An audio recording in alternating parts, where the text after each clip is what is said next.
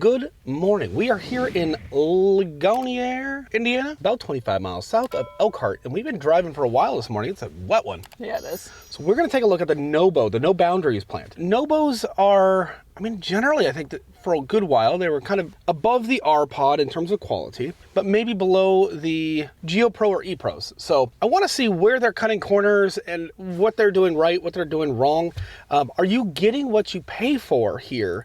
Are you getting more or maybe less? Because I think we're a little biased being in the RV market and industry for a while now, where we you sort of get pushed up a little bit more, right? And we don't consider any of this cheap. Right.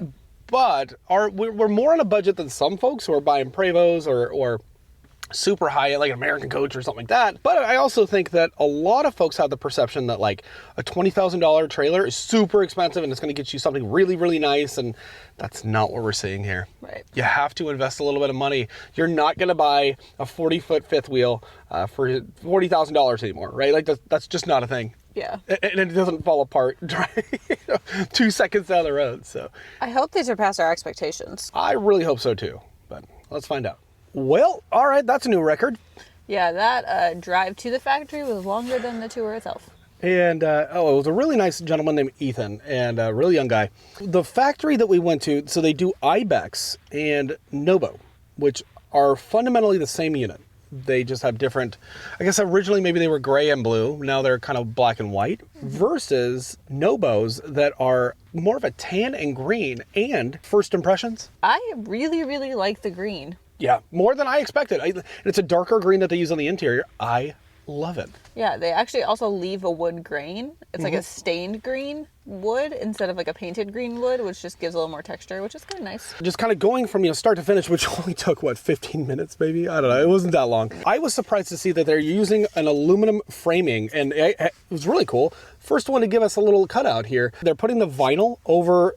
It's a rather thin plywood, but it is plywood, it's not OSB. And then they got Darko on the bottom of that, and they do have some foam in there. So this sits within an aluminum frame, and then all of this is bolted onto the actual steel frame. I gotta say, I was more impressed. They do sit up higher, and I would think that your center of gravity would be much higher, but they're offering a lot of things. Like, I think there's like a $4,000-ish package that gives you solar and all this crap, but also independent suspension. And I think this one is actually independent suspension. Yeah, and it's called the Beast Mode package. Beast Mode. Yeah. Which...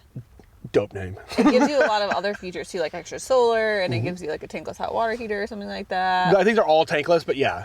Like something. They give you a bunch of features that are really cool. From this perspective, I would like to see either thicker plywood or no wood at all. But frankly, this is way better than I expected. Consistency in how they wrap the Darko, and they're gluing and stapling the floor in, which I don't know that seeing it both ways. I think I'd actually rather have it not glued. Yeah. But I don't know that it matters that much either way. I'm not sure it matters, yeah. The workers, by the way, very heavy Latino and Mennonite/Amish, and I was surprised at how many women were working there. Yeah, they were having a good time. They were having a great time. They had music blasting. They were moving quickly. It seemed like they were all in kind of good spirits. It seemed like they were having a good time. No, absolutely. And the factory floors were dirty, but one thing I saw was like they'd be just tossing things out to keep the things moving. Not as fast as Jayco moves. Jayco moves at a stupid pace. Yeah. Really stupid fast. These guys were definitely moving at a steady, consistent pace, but nothing like nobody's running around. And then we would see somebody come in with a broom afterwards and sweep up. So there was this cycle.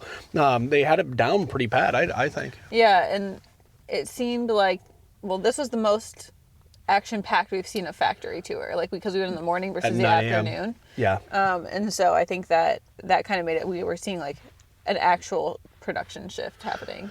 Yeah, so, I have some concerns with the construction, but one thing I was surprised by is they're running, so these are all fiberglass-based units where they're laminated sidewalls. We are seeing wood in the interior portion, but you do have foam, you have the aluminum here, which is really good for structure, but terrible. Even just feel that right now. That's cold, right? Yeah. The thermal properties of aluminum, not great, but this is strong stuff. And then obviously you have your Asdel there. I was surprised to see the Asdel, weren't you?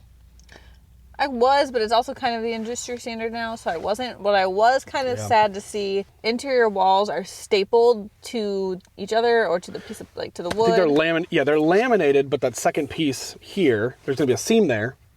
So they staple them together and then they put a piece of tape over it, which I don't love. I think that's how just about everybody does it. I think with our Holiday Rambler, I didn't notice the staples. These guys have more staples, and I think they're expecting more flex. Yeah, they have a lot. They use a lot of staples. They use a lot of staples here. As long as it's more just like a secondary method, I don't mind it as much. But obviously, like, this process is not ideal for a lot of conditions. And with the frame, I was actually surprised to see a stinky slinky holder in the bumper. That is something we have and love, and we've had that a few times. It's a must-have. I don't like digging underneath if I can help it. I just go to the bumper, off we go, and it's a win-win, right? Because you get a little bit of protection. I also was really surprised to see that the tanks are kind of held inside of the frames, and the tanks are like a minimum of 40 gallons, right? Because they're designing them apparently to be kind of boondocking machines, which I thought was cool. But you also have a layer of material on the bottom of the framing, and then they go ahead and insulate that and docked down. I was really surprised. You see that in fifth wheels. You don't often see that in travel trailers. That was a really kind of cool thing. Yeah, definitely. The quality of materials here, they are using some lumber core. I noticed that, like with all of them, they try to kind of move you past that in these tours. But the lumber core is something I've noticed, but it wasn't as heavy as I expected. Like, it was some places, but they were also using more 1x4s, 1x3s, and I think we saw a few 2x4s in there too. I noticed a lot of the aluminum framing similar to what you would use in a fifth wheel. We're kind of seeing that come over to the travel trailer line. I think it works. I mean, it just makes sense. It makes sense, yeah. And it does give you a lot of rigidity, because you're a lot of times on top of that aluminum framing, you're gonna put a bed or something kind of heavy there. So yeah, why not? Hard to complain about that. I didn't love the attachment style of the walls. And one thing I noticed though is those walls are, obviously they're going to attach the end wall and the front cap. I don't think it's a full wall. They're going to attach those to each other into the wall, so to give it that rigidity. But I didn't love, they were running some screws, some bolts, it looked like, but there wasn't a lot of attachment points. But those walls were kind of just like hanging out. So like this sort of off the frame there. So they were self-supporting. It didn't inspire a lot of confidence though. We're seeing the electric tongue jack standard, which was really kind of cool, but you have manual jacks, which I'm also not against. Like I was cool with that, manual stabilizing jacks. And I like the decor that they're going with on the outside. I also like it on the inside. I do like it on the inside too, yeah. They had like a little wallpaper, like a Southwest theme. Yeah, and like the green, it all kind of just felt nice. It felt comfortable, it felt warm, it felt inviting. I don't know if they got a new designer or something, but like knocking it out of the park there. I don't know. It just felt nice. And then, like, I think that they offer a lot of features, especially in that Beast Mode package, that, like, are, like, no-duh kind of features. Like, why doesn't every RV have a central vac system now? They've got central vac in something that's, like, 20 feet long. That was crazy. And it just makes sense, especially for dog fur and things like that. How nice would that be? Well, and I think especially with the stairs that flip in and out. Which we're not, like, huge fans of, obviously, for our unit. But, like, this one, these are tall rigs. Like, I think we'd actually keep them on that one because you wouldn't have much choice. And with the tire size and the lift that they have, you're taking these in more places. I would say you have a little bit more flexibility.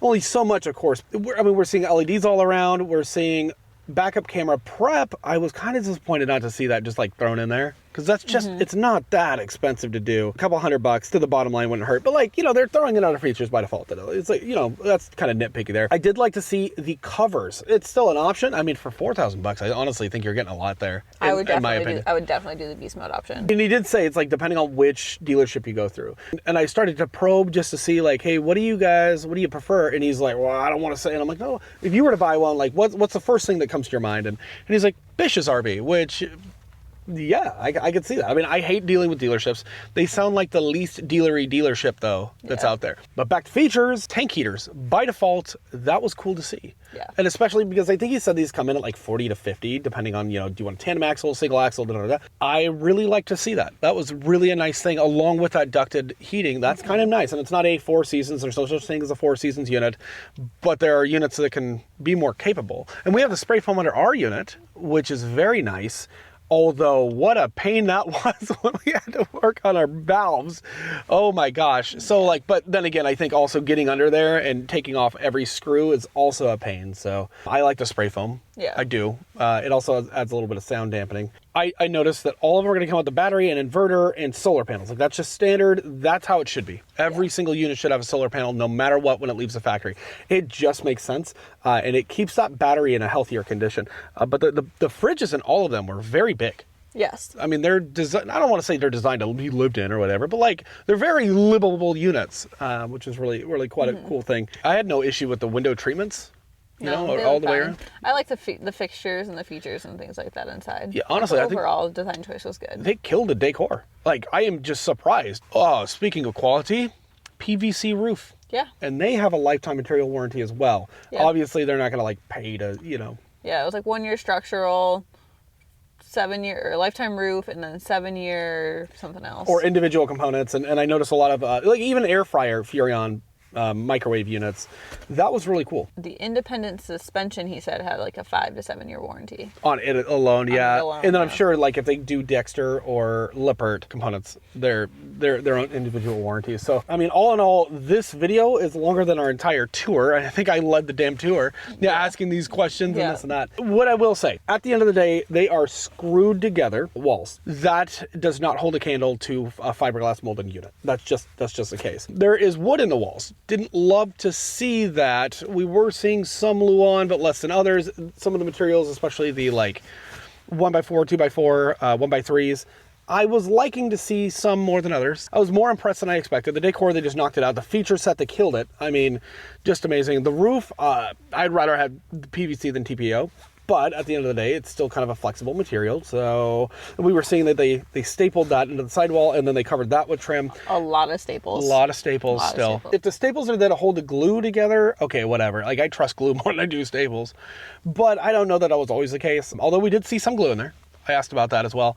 And so, yeah, all in all, I think that if you get an Ibex, and we only saw the NoBo line, but the Ibex, they do those in a, you know, they have to bring all the materials in at once for that series.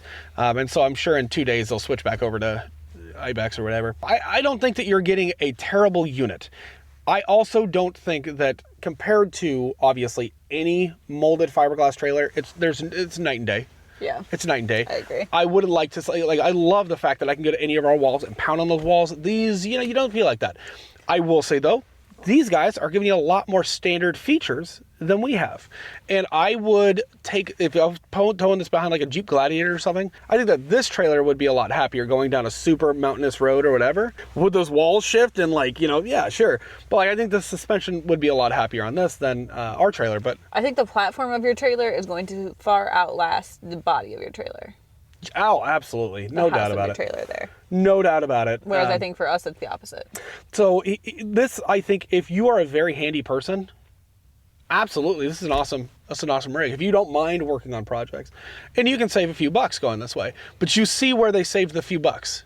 Yeah. You definitely see it. Yeah. And, you know, I think this is the closest decor that we're like, that is awesome no matter what. But at least, you know, with our particular, you know, escape trailer, what you're seeing is options everywhere. I mean, your decor is you. I mean, it's all you. And then you have no concerns about, well, did they screw it well enough? Are they stapling in the roof enough that when we hit stuff, we're not worried about that tearing our PVC or TPO roof? And then the factory conditions, yeah, I think that the factory, they seem happy. Yeah. I mean, from what we could tell, we're only spending, you know, a little bit of time there, but like people seem pretty happy. Just watching these women, a lot of women there, pushing these rigs, like, wow, it's impressive to see. Yeah. You know, even if they are on dollies. But overall, I wish we had a scoring system, but frankly, I would take this over Grand Design. I mean, I know they're completely different units. We went to the fifth wheel, but like, I can't think of any of the Grand Design units, even the bumper pulls that we did some research on. I would take this over that. I would take this over any Brinkley. And I like the Alliance, but I gotta say, I think it's a budget thing. I think it's a budget thing. I think I would still take an Alliance. That's fair. That's fair. Yeah. And I never thought I would say anything positive about a Forest River product, but here we are. Here you are. So, anywho, if you guys want to learn more about Escape, go ahead and use the QR code above or the link below. Scan that, learn a little bit, and save a few bucks if you decide to order. But otherwise, if you guys have a Forest River product in general, how's your experience been? How's their support? If you have a NoBo or Ibex, how's that? Do you love it? Do you hate it? Give us the inside scoop. Yeah, I just never thought I'd go in there and be like, oh, nice. You know? Yeah, I think it definitely would be fine for like a weekend camper. If you take your rig out a couple weeks a year, yeah, or you're very handy and you want a full time. Yeah. Because at the end of the day, I think that there are better and worse made rigs, but I think that you can live in something like this very comfortably. Yeah. Yeah. Yeah. Thanks for watching, guys. We'll see you in the next video. Bye, guys. Bye.